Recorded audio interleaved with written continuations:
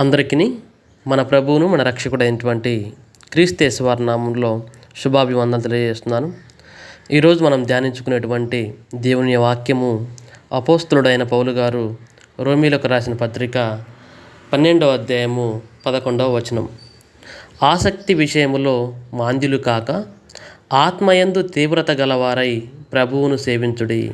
ప్రియమైనటువంటి దేవుని పిల్లారా, ఆసక్తి విషయంలో అంటే దేనిని కూర్చున్నటువంటి ఆసక్తి అంటే లోకపరమైన వాటి యందు ఉంచేటువంటి ఆసక్తి కాదు, కానీ లోకపరమైన వాటి యందు మనం ఆసక్తి ఉంచకూడదు. కానీ మరి దేని యందు ఆసక్తి ఉంచాలి అంటే ఇదిగో దేవుని పని యందు, దేవుని పని యందు మనము ఆసక్తి కలిగి ఉండాలి. దేవుని పని యందు దేవుని యొక్క పనిని, దేవుని యొక్క స్వార్థ కార్యక్రమాలను ఏ విధంగా ముందుకు తీసుకుని వెళ్ళాలి, దేవుని కొరకు పాటలు ఏ విధంగా పాడాలి, దేవునికి ఏ విధంగా మనము మన కన్న తండ్రి అయినటువంటి దేవునికి ఏ విధంగా ప్రార్థన చేయాలి, సంఘము ఏ విధంగా అభివృద్ధి చెందాలి, అనేకులకు స్వార్థ ఎలా ప్రకటించాలి, ఇటువంటి కార్యక్రమాలన్నీ ఎన్నో ఉన్నాయి. దేవుని సన్నిధిలో పరిచర్య ఎలా చేయాలి, ఇలాంటి విషయాల్లో మనము ఆసక్తి కలిగి ఉండాలి.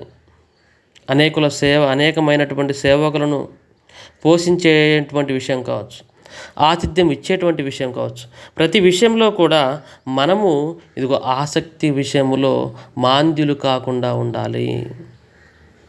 మరి ఏ విధంగా ఉండాలి?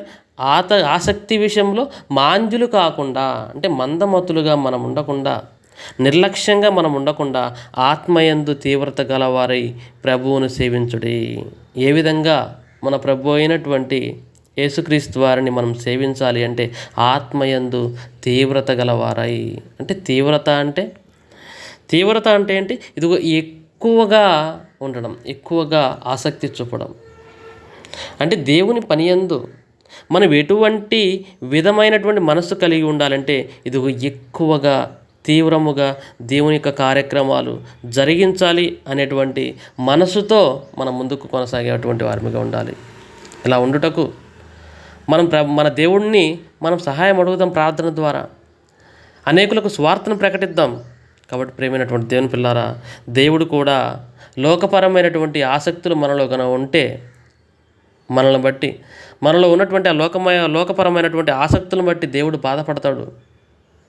మరి దేవుడు మన పట్ల సంతోషించాలి అంటే ఎల్లప్పుడూ కూడా ఇదిగో ఆత్మయందు తీవ్రత కలిగిన వారమై ఉంటూ మన ప్రభు అయినటువంటి యేసుక్రీస్తు వారిని ఎల్లప్పుడూ సేవించే వారి మీద మనమందరం ఉండాలని కోరుకుంటూ ఈ యొక్క మాటలను ముగిస్తూ ఉన్నాను.